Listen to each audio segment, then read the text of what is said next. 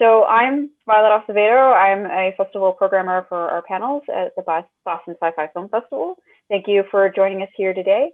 We're here to talk about female roles behind the camera in film production. And today joining us is Leandra Sharron, who will be our moderator. And I'll have everyone introduce themselves individually, so because everyone knows how best to introduce themselves. And I'll take it from, let Leandra take it from there. Great. So why don't we go by the way that it is in mine, if that's okay with everyone. So if you guys can remember, it goes Hannah, Alecia, Joan, and then Sara. Does that work as like a general kind of concept for answering? But yeah, as far as introductions go, my name is Leandra. I am the, I suppose, the Assistant Director Emeritus of the Boston Sci-Fi Film Festival. So I'm really glad this is one of the few ways that I'm able to be involved this year. So I'm really super happy to be involved in this capacity, talking to all of you amazing women about, you know, a really important subject. So if you all wouldn't mind introducing yourself, Hannah, you'll be up first. I'm Hannah, Jayanti, and I'm the director, editor, and cinematographer of Truth or Consequences, which is a what we're calling a speculative documentary that takes place very subtly in the near future, built on current events that are actually happening now. And it's a film that I had the privilege of working on with Sara, who's also here. Great. Hi, I'm Alecia Orsini, and I'm the president of Women in Film and Video of New England. I am a producer, an editor, a director. If it moves, I shoot it. Yeah, so that's me. And I am Joan Cassin. I am a director, a producer, and a DP. And I'm Sara Archambault, and I'm an independent producer living here in Providence, Rhode Island, and worked with Hannah on Truth or Consequences. Great. Well, thank you all so much for being here. So I suppose we can hop right in. My first question, and Joan, maybe you would be the best person to speak first on this, actually, because I was just gonna sort of ask, in COVID-specific times, what obstacles you all are facing that might be a little different as a female than they would be as a male. And so Hannah, you were sort of talking to us, or I'm sorry, Joan, you were talking to us earlier via email about how you've sort of got a child napping, a husband napping, and they should wake up during this panel, which should be fun and interesting. Yes, even before the panel, I had to send an email that said, just full disclosure, guys, my toddler's gonna wake up in the middle of the panel. So the biggest thing for me in times of COVID, working in times of COVID, first, because I am the mom of the house, my childcare options went away like that. All of the work, second COVID hit, all of my work, which was largely travel at the time, dried up immediately. Within like a 3 or 4 day span, daycare went away and all of the work went away. Fortunately for us, my husband is an editor, and all of the work that he had booked up happens from home and was already previously shot prior to COVID. So we've worked and come out on top. But for me, that means that I went from, you know, just a worker. I was working a ton. I was very, very busy, both producing and directing. I shoot as well, but largely for myself. I'm largely a producer and a director.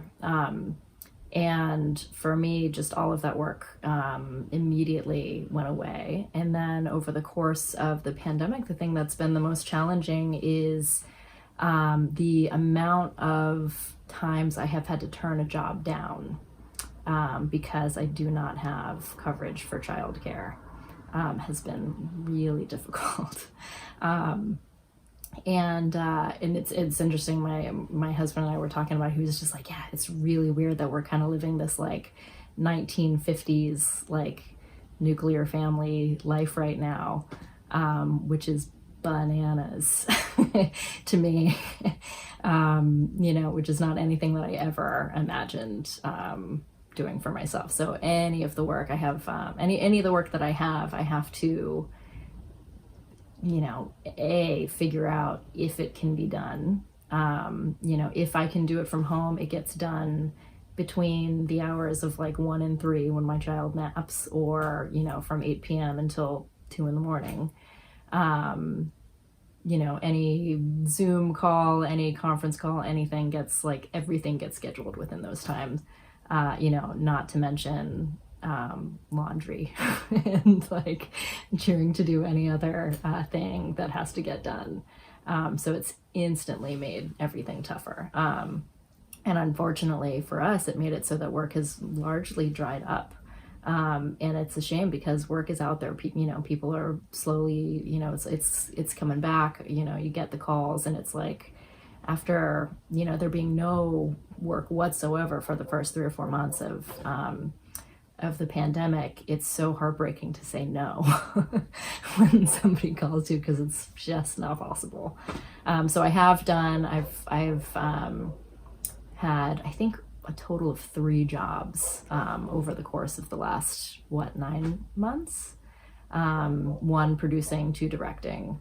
And then now I'm currently booked on a job as a producer, and then next month I have another thing booked as a director, but that's because we're going back to daycare.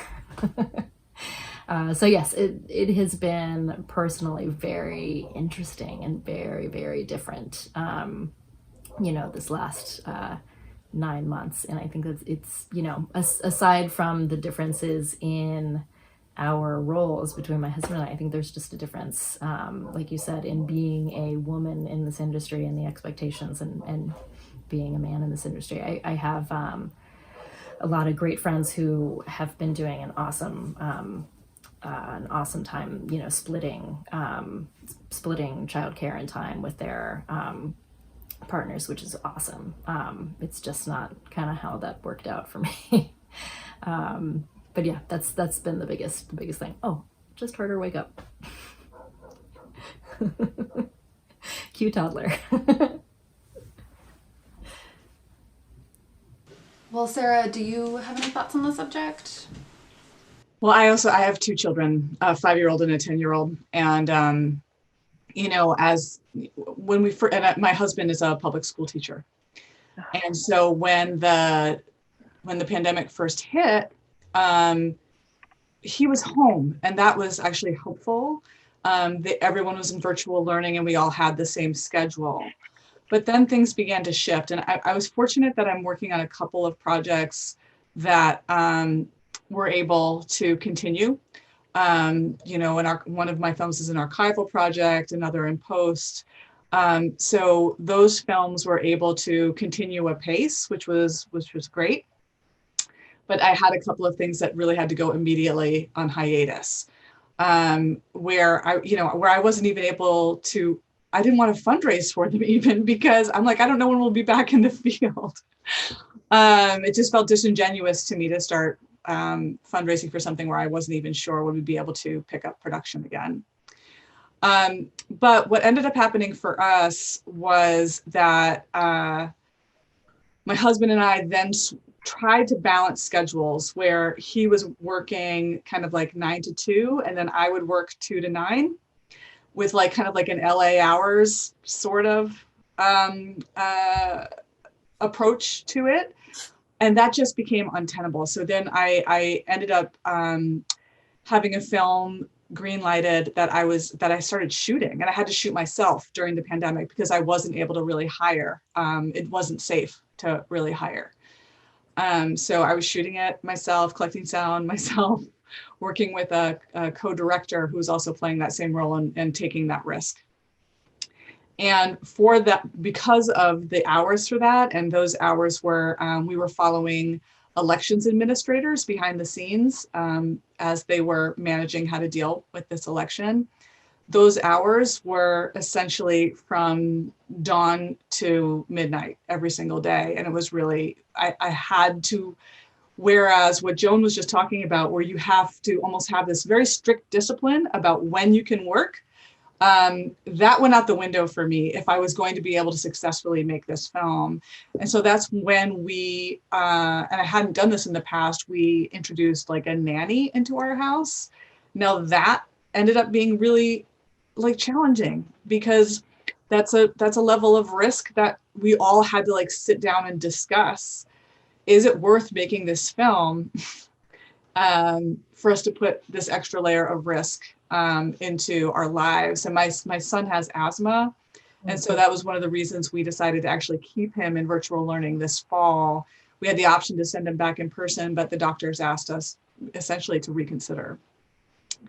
And so we tried to determine our risk level. And I have to say that the film I was working on was like watching these folks and the risks they were taking every single day in order to pull off a safe and secure vote. I was like, okay, you know, I can at least honor their work by you know, being witness to it. And so we ended up, I had a testing regimen for my team, for my crew, and then we just basically matched that testing regimen with my childcare workers. So we would all just get tested on this regular basis and just be very transparent with each other about who we were seeing, how often we were seeing people, et cetera, et cetera. But I would say that I have not heard any of my male colleagues speak about this in terms of balancing family and production during the pandemic, or even many of my male colleagues are dealing with family issues, so I don't mean to dismiss that. And all of us are dealing with a lack of work, all of us. But I do think that there's an extra level of expectation upon you know, women with families to have to manage this extra level of yeah, just maintenance with work. This work-life balance has always been a joke. So I just want to be clear about that. Work-life balance is a chosen balance, but it is not, it is a balance that works in your family. You figure out that how it might work to a way that you can deal with, but it's not like a happy balance. Look at us having fun and working, and the kids are great. Like, it's all a struggle all of the time. And the pandemic has just put kind of like a blanket of stress on top of that. Wow, thank you. Hannah, any thoughts? Yeah, I mean, I'm in a really different situation. I don't have kids. So it's, you know, it's really interesting to talk about this, but I'm, you know, as you were talking, I was thinking about, like, I wonder in my realm without kids, what is gendered and what isn't. And I was trying to sort of like pick it apart, and I don't think I have a huge amount of articulation for it right now. But yeah, I don't know. I think I have to think about that a little bit. Like, it is interesting to note that just like somebody as a woman working in this way, like, I can still go and shoot. I can still work on my projects. Like, I still have to mitigate risk, and I still have to, you know, there has not been as much work, and but it's unclear to me if those are related to being a woman in my current space, because in some ways I have some of what would be considered maybe more traditional male luxury, which is that I get to work on things that I want to work on a lot of the time. So yeah, I think I have to sit with that question a little bit. How about you, Alecia? You have you said one child? I do. I have a going on 3, going to be 3 soon. Oh my gosh. The beginning of COVID was really interesting for us because my husband is a camera operator, and we had kind of potted with my parents because we both didn't have, we were both out of the home working. So my parents were essentially my childcare, and things were actually pretty good to begin with because Scott ended up being at home and he was parenting, and I was doing the work thing and working from home. And a lot of my job was the magic P word, pivot. I was pivoting everybody, you know, working in the marketing with women in film as well. We just all figured out how to move, and the work was good to begin with because of the skill set I had was to get people to do these Zooms and Remo and all these different online sources. As this has gone on, it's gotten worse. In the sense that now everybody's up to speed. They don't need those services anymore. But then the organization I worked for started reforming how they were approaching things, and had to make some hard decisions. It's like, do we lay people off or do we change what we do? And they made the choices to adjust rather than to lay off. So my job completely changed.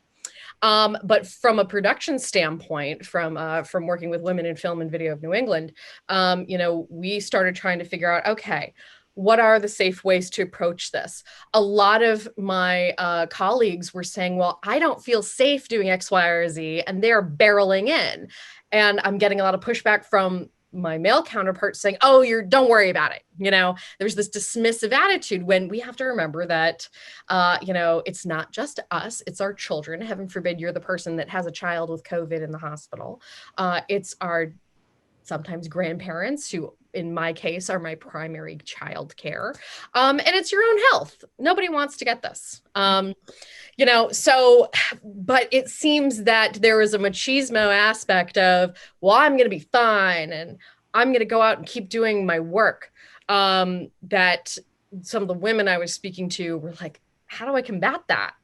And there's a whole campaign about hiring her back, bringing women back into workspaces that maybe men who do not have families are barreling into. And I will say there's a group of guys that are great allies where they have families and they're like, well, I'm not bringing this home to my kid. I am not bringing this home to my wife.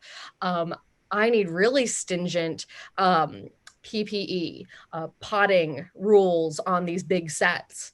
When we started seeing everybody go back, it was, of course, the marketing and advertising people that could do things in like groups of 5 to 10. But how do you get 70 people, 100 people safely on a set?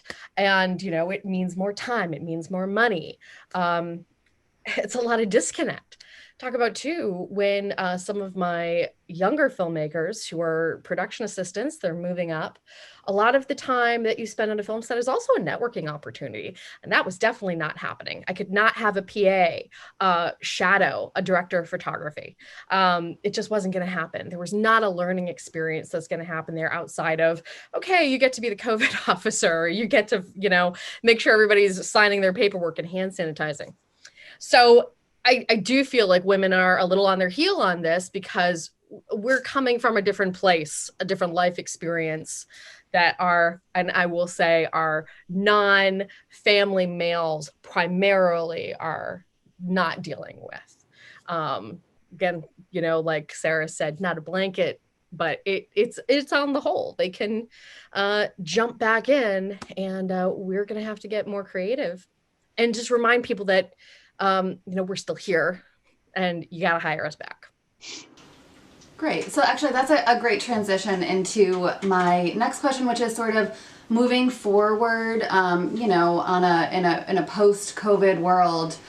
What issues or challenges have you all experienced in the past that you think are kind of coming back to the way that things could potentially be, or have you seen other women face that are specific to being a woman in a very male-dominated industry? Do you want to start, Hannah? I don't know. I'll tell you what's occurring to me. That's always the best I can do. Is I'm never very good at answering questions, but I'm quite good at telling the things that pop up in my brain. So I've been thinking about. I guess I was thinking a little bit about Sara's story and about this idea that like the willingness to take a kind of a risk at this time in order to continue documenting people who are taking huge risks.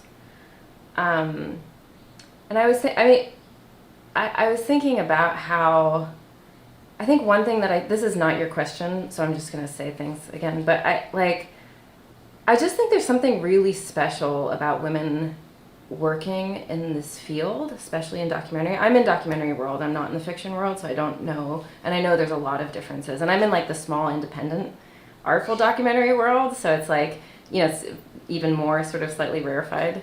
But I think that, and also Sara and I have been really lucky to work with a lot of women. We like mostly work with women on our films. And there's like a pretty incredible combination of like doggedness, resourcefulness, collaboration, and ethics, and like compassion. And I was just thinking about like the kind of stories that we need right now are stories that have that combination. I actually don't think we need a huge amount of bravado right now.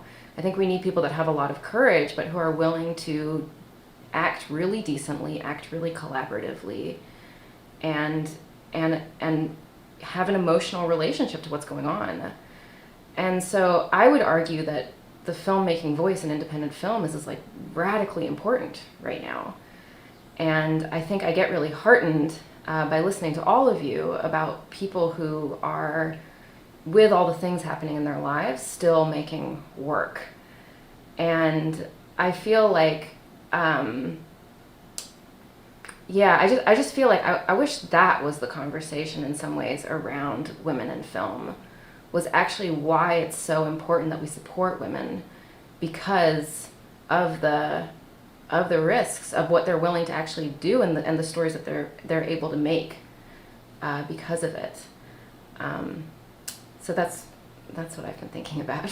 I want to jump off what Hannah just said there, because not only the way that films are being made is changing, but also how we're consuming them. So you have a very interesting opportunity here for a variety of places to find the content that small independent filmmakers are making. People are paying more attention to series like Independent Lens and POV, and the deeper dives of Hulu and Netflix, and those places are responding to that by looking for more diverse storytelling, whether it's the BIPOC or women areas, and it's something I think we can keep going and might be a positive coming out of this whole thing. And I think you're exactly right, Hannah, the nuance of storytelling.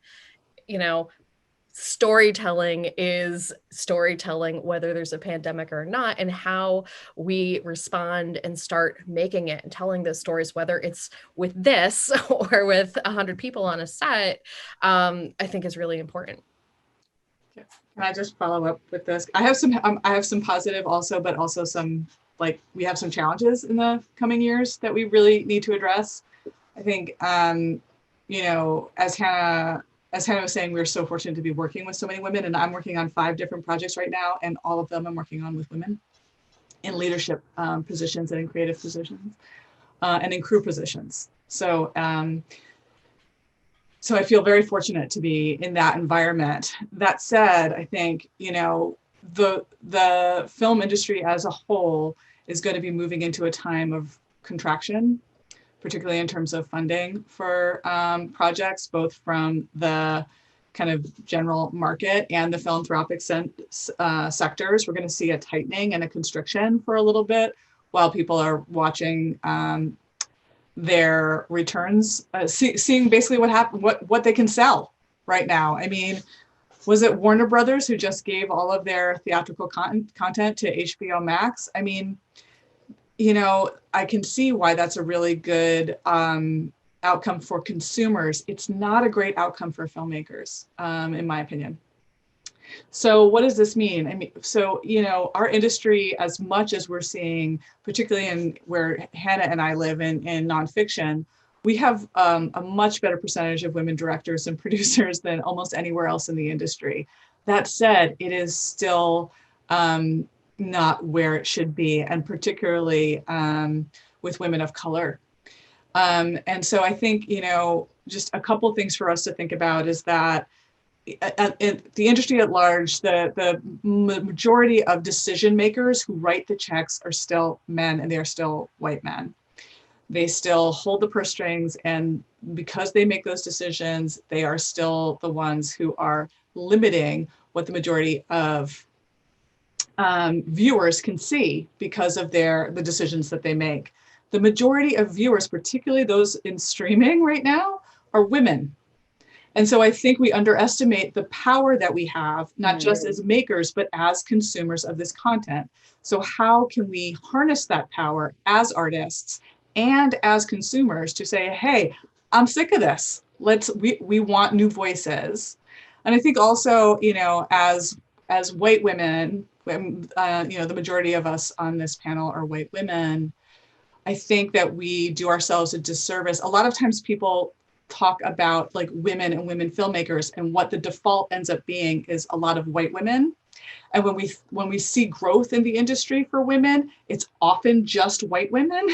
So I think we, as in terms of white women, we need to be extremely vigilant about how we talk about that and expose that, and say, okay, it's not just white women who need to benefit from a gendered lens on power in the industry. We need to bring all of us together, raise all the boats. So those are some of my thoughts. You're definitely bringing up a lot of topics that I would kind of like to come back to soon. But I'm curious, Joan, what your perspective is, coming more from like a commercial and television point of view rather than film. Yeah, I mean, there's a lot of differences, and kind of just echoing what everybody else has said. The biggest difference that I see is crew size.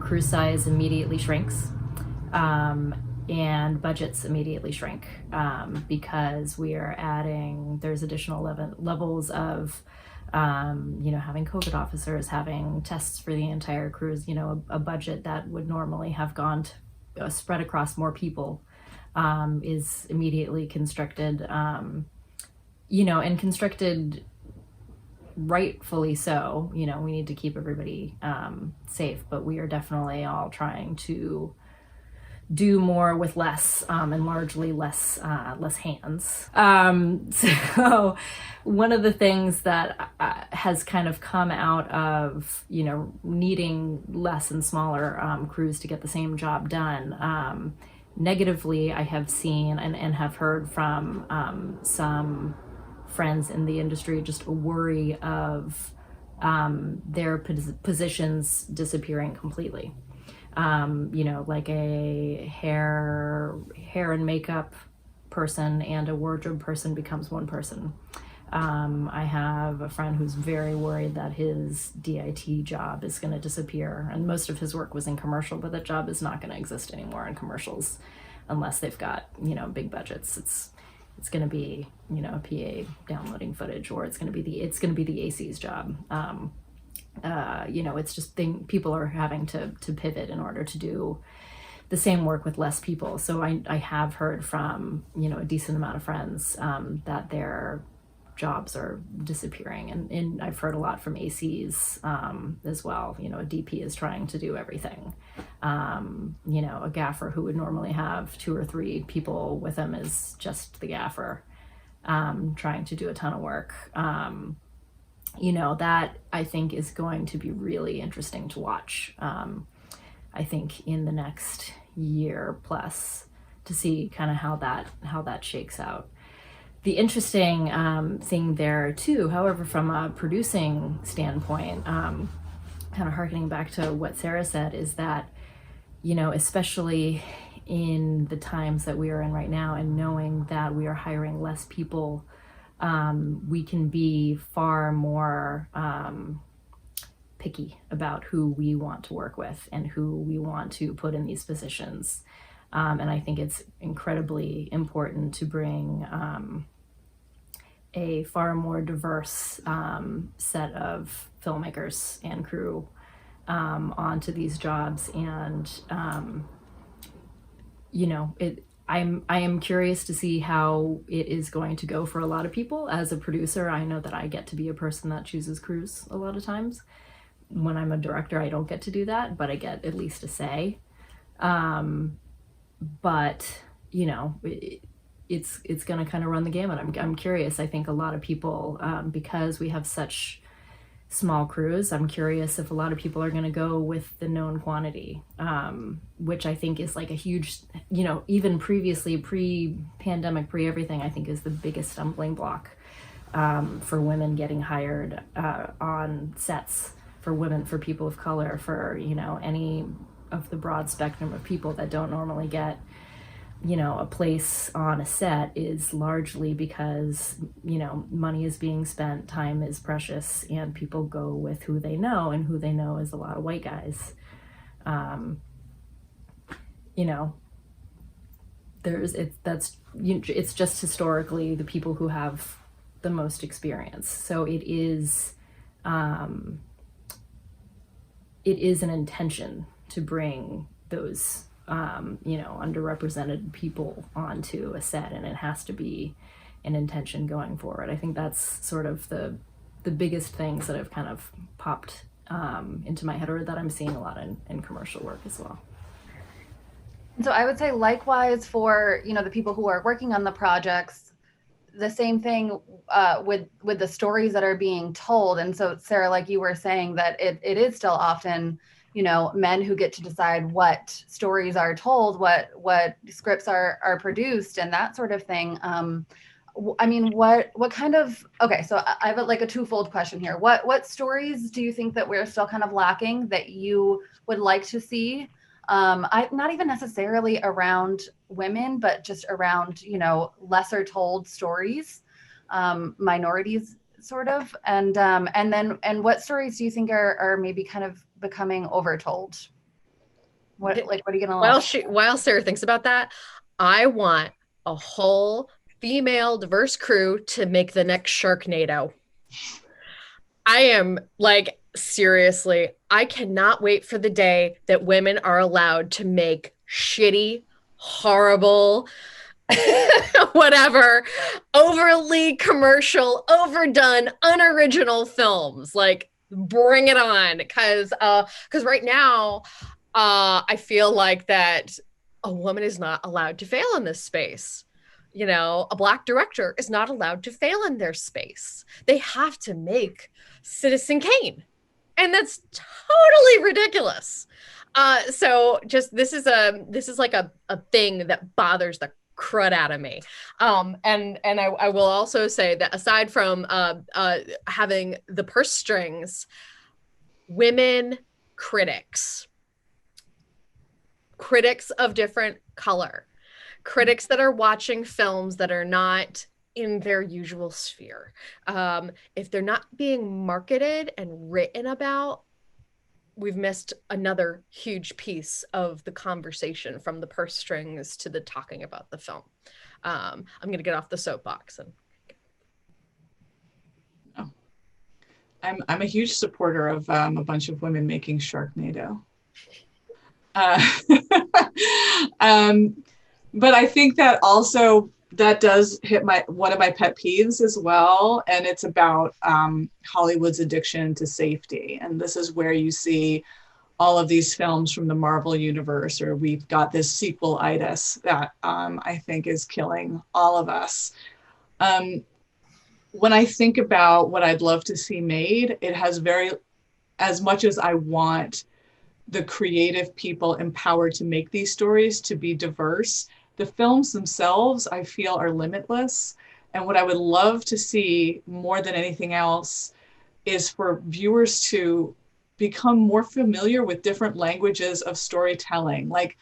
I feel like we are so stuck in formulaic storytelling, where I mean, I can't tell you how many times I watch something where I can predict the ending from the moment we start. The gun is in Act 1, it's going to go off in Act 3. We all know it.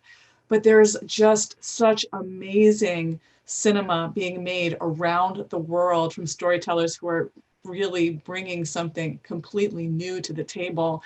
And those projects are not the ones that get money, and those are the ones that are not on Netflix. But if the marketers, if the folks in acquisition, if these people could just take that extra level of risk, not just on who's making it, but what audiences may want to discover. I mean, I really do feel like we could see something new and wonderful happen.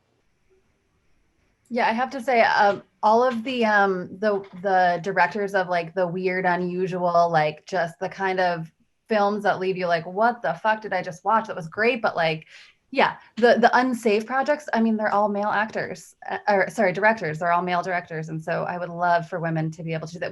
We did a panel a couple years ago with some other women who were at the festival, and one of the things that stuck with me the most that one of the women said that is that a lot of times producers will say, "Oh, well, I tried a female director and that film didn't turn out well, so I'm not going to do that anymore. I tried a Black director and that film didn't do so well, so we're gonna stick with the white male director because that's kind of it's proven."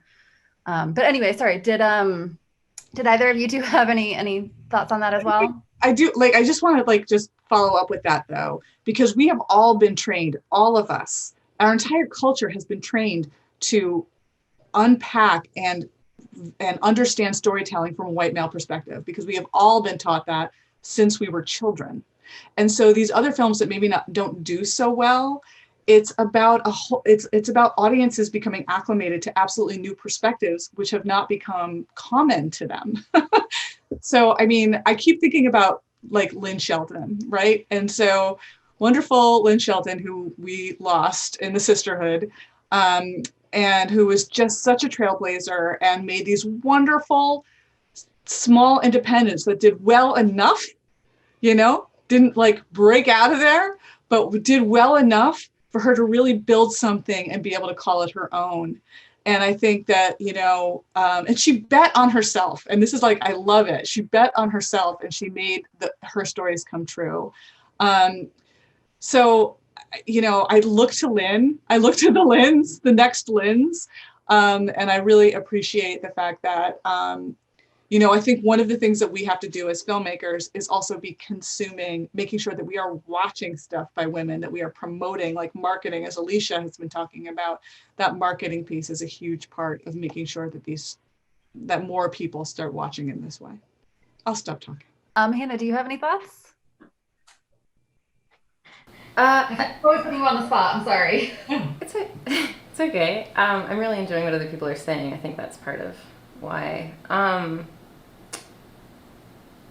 I think about a lot of things in this space. Sara knows we talk about this stuff all the time. I think a lot about integrity of process as well as the actual final film. And I wish that integrity of process was as deeply considered as important as conventional metrics of success.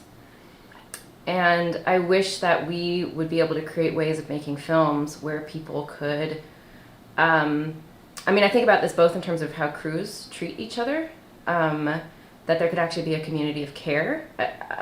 My understanding is that there's a lot of filmmaking that it's kind of assumed that it has to be a shitty process, but it's all worth it for the final thing. Mm. And I just feel like there's so many weird things we do for the final film. There's so much things we give ourselves latitude. If you're a director, you give yourselves latitude to just be a total asshole to people and because you're following your vision. Or if, you know what I mean? There's just so many things. And I think a lot about, as Sara and I were saying, because we're in the documentary world, there's a lot of practices with documentary filmmaking that are incredibly extractive. And I would venture to say, and I'm not saying anything new, this is sort of documentary 101, but that we also live within an industry that is incredibly celebratory of films that are very extractive. Mm-hmm. And the simplest version of that would be somebody that comes to a place and gathers stories, sort of takes them away, and then goes and takes them to film festivals and sort of builds their career off of taking these stories. And we have kind of conversations about how to do better. It's make a social impact campaign and give them some money. But we actually don't really have robust conversations about what it would actually look like to change the process of the way that we're filmmaking, so that the people that we're filming with and the team that we're filming with are actually the most important thing and are actually where the metrics of successes lie. And instead, it's there's no language, there's no metrics for that legibility in the world. And so I'd like to see a world where co-creative practices in documentary filmmaking is as important as the festival that you get into. I'd like to see practices where real leadership and crew members, where the different people can actually rise up to be self-expressed and be leaders in their work, is just as important as if you get a review from the New York Times. And I think that's the world that I'd like to build. And, you know, I'm realizing as we talk that I don't think that much in terms of gender, and I don't know why. I have to go away and think about that for a while. But I have had the experience that women take a lot more care around the process. They take a lot more care in ensuring that there's communication, that they're checking in on the people that they're filming with, that they're actually really making sure that it's more of a collaboration. And I just think those should, it's shocking to me that those are like radical acts in the documentary world. Why do you think that is? I think there's so many reasons. I mean, I think documentary is built on colonialism and extraction. Like, I think that's one way of saying it. I think that also there are certain metrics of storytelling, like we've all been talking about it around the diversity of storytelling, that are ones that are lauded. And so it's incentivized by the market to keep making stories that are like that. And also doing it in the other way is harder, takes longer. It involves often working in unconventional ways, and that should not be the case. It should not be the case that working with integrity is unconventional. So I think there's a huge and complicated history, and I think, you know, especially in documentary filmmaking, this goes back to anthropology, it goes back to ethnography, it goes back to colonialism, it goes back to like larger and larger conversations that we're just participating in. But I do think it's all of our jobs to be thinking about how the work that we do can be healing some of that stuff or creating different narratives moving forward. Yeah, just to riff off that for a second, I mean, I work with a filmmaker who is an anthropologist and filmmaker, but she, you know, wherever she goes and wherever she does her filmmaking practice, she'll be there for years before she picks up a camera, years. And that's just not an affordable, like, that's not a budget that most people want to cover, but it is it's a practice based in respect for the folks that she is collaborating with and bringing their stories to a screen, making sure that that comfort and trust is there before a camera ever enters into the picture. And so I think some of what Hannah says about these practices not only being, you know, rewarded, they are also not accommodated and what people can sell a documentary for. And so these market conditions also put unnecessary restrictions on process, unless we can really free ourselves from that market, which some of us try to do.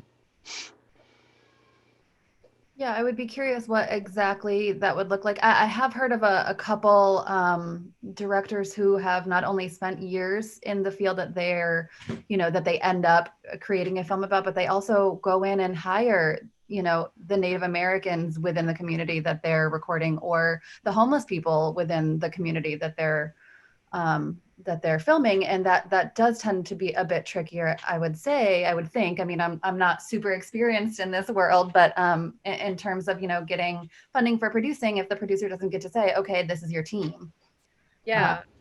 I know that, you know, we're at Women in Film, we're seeing a little bit of that where, you know, and there are two pieces I want to address here. The first is that, as an example, the cartoon on PBS Molly from Denali, they are actively working with First Nations people, with Native Americans, however they, you know, particularly identify, but not even just on the advise me on the culture, as in, I need a Native American voice actor. I need a Native American animator. I need a Native American marketer. They are asking for roles that are beyond just the, I need your advice on how to be culturally appropriate.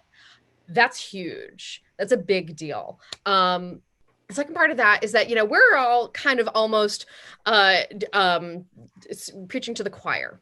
So one of the things that's really important in the work that we're doing at Women in Film, which, by the way, Joan used to be the president, and it's all her fault I'm here, that we are inviting men to the table and saying, hey, here are the issues. Here's how we want you to be a good ally. And to what Hannah was talking about before, some of those things that happen on set, a lot of the men that come to Women in Film events or that come and reach out to me and they say, we don't know what to do.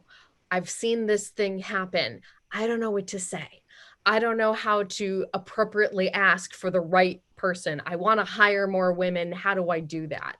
You know, so there are definitely some there asking those questions, but I want to make sure that we're talking about, you know, definitely what Sara said before, we have been taught that there is a white male way to do things. And it's not only us, but it's them too, saying, okay, deprogram and come here and ask some questions and I'm going to answer them without biting your head off. Or, you know, there are all sorts of nuanced ways to have that discussion. But it is one of those things that I feel very strong about, is that it is important to have men in the seat listening to the reasons that they want to hear our stories. They want to enjoy the storytelling we're doing. You know, it's not, they're gonna like watching Little Women, some of them, and you know, they shouldn't just not go because it's, oh, that Little Women, it was directed by a woman, it is not for me, you know. And gosh, it was one of the most obnoxious things I heard when that movie came out, and happens all the time. But to say, not only is the storytelling that women are doing, you should be thinking about it and it should be of interest to you, but you want those people on your crew and you want to defend them when you see something toxic happening. And here are the tools to do so. You know, I could go on, but you know, there's no real HR on a film set. Right? You're hoping somebody is going to back you up. And that's the dangerous thing. It's like you get to a film set and you're like, oh, great. There's another woman over there. There's my ally. You know, you should be able to look at the entire set and know that everybody has your back. And it's definitely not there yet, but I am heartened to see and have men ask me those questions in my work. I just really hoping for more. Men, come find me. Actually, yeah. So I would love to talk a little bit about that, sort of like on set, how you can be allies for one another, and like the little ways that you can sort of, yeah, make sure that other people aren't being taken advantage of, if those exist. I mean, I've only worked on set a few times, so, you know, what do you guys think? Anyone want to start? I know, it's a tough one, right? So, you know, there's some things that I wish that everyone could take a microaggression course. What does microaggression look like? You know, little things that people say add up, like, oh, let me pick that up for you. There's an assumption. You know, I'll just tell you anecdotally, I was working in television, and the really nice gentleman that I were working with, like my female boss said that I had to lift 80 pounds to have that job. Okay. But then my coworkers, who were all male, wanted to hold the door for me, wanted to pick up the decks for me, wanted to carry the cameras. And I said, stop, my super uterus has this, you guys. And they didn't realize that what they were, these little things that they were really getting to me. And I needed to like stop them in their tracks and say, I can pick up 80 pounds. My boss said that I needed to do this, and I can. You know, so just assuming, like, sometimes, and that's a very white male thing, let me be chivalrous and pick this thing up and hold this door. And there's a time and space for that. But if it is in my job description that I need to shoulder a camera for 8 hours, I've been hired to shoulder a camera for 8 hours. What would you do for your male colleague? You'd go get them an apple box to sit on. You'd offer to hold it. You would, you know, get them a water.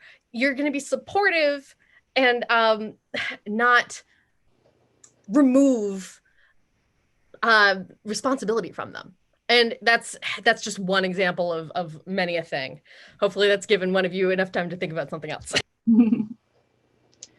I often remember one of the first times I was on set, and I was brought on to this team. I wasn't sure if I was really going to be a PA or what my role was going to be. And I was the only woman on the set, and while all the men went off into the field to shoot, I was at the craft service table.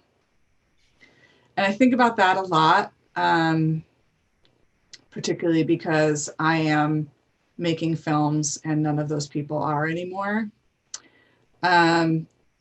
Or not in the same way, not in the same way. And I think about, they're lovely human beings, but it was a very gendered experience. And I think even in retrospect now, those folks also recognize that. But I think about that when I am on a set with, who I'm hiring, and depending on who I'm hiring, how I try to help advance the careers of the women around me. And that happens that happens on a set, but it also happens in all of the other different settings that I'm in, especially the young women. Where will you get that net? And for those of I live in New England. We don't have the New York type opportunities here, but we do have opportunities, and we do have and it is. I just think it is. We are. We have to be beholden to each other in this, and I find it really rewarding to find out the goals of the women around me and help them reach that next step.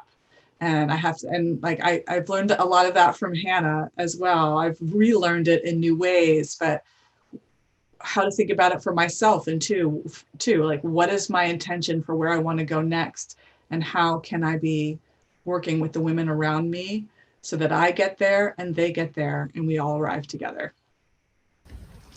Yeah, I was going to say a really similar thing. I think the biggest way that you can be an ally to, anybody, but obviously this conversation is about women, but on set, just hire them.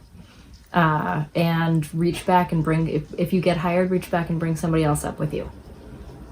I think that's the biggest way that you can be an asset to anybody, especially in this industry. And I think that one of the biggest things that I've been a huge advocate for is mentorship in this, just in this industry as well. The amount, I will never say no to a coffee, ever. I make it a point to not ever say no to a coffee. And these days that's a phone call. We don't go get coffee right now. We have Zoom calls. But I'll do it. We'll figure it out. And I think that, that's just one of the biggest things. If you've got what you have is the experience that you have. And that experience is going to benefit somebody else. And you have to freely give it of yourself to get other people, to move forward, and to know what it takes, to know what your journey was, and to know that, it may not be so far off from what they're experiencing.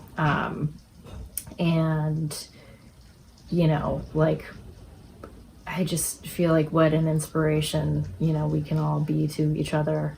We were talking about Lynn Sheldon, any motivation that I get to keep doing stuff is because I have seen someone that has inspired me, or I have reached out to somebody that has inspired me, or, the amount of people that have gone to bat for me and hired me on a set, I just can't say enough for them. And I will never stop doing that for the people on my sets. It all comes back to that intentional for me, it comes back to intentional hiring. Whether that be, the person who wrote the story, to the person directing the actors, to the person, holding the camera, to booking our locations, to, casting our talent. Every single one of those players has a super important role. And just because you're not the writer or the director, that doesn't mean that you're not shaping the story 100%. And I think kind of to what Hannah was saying, the people on your set and the way that you treat each other and the way that you see everybody work is going to benefit everybody behind the camera, and thus make your story, you know, as good as it can possibly be. You know, that only benefits all of us, I think. Hannah, do you have any thoughts?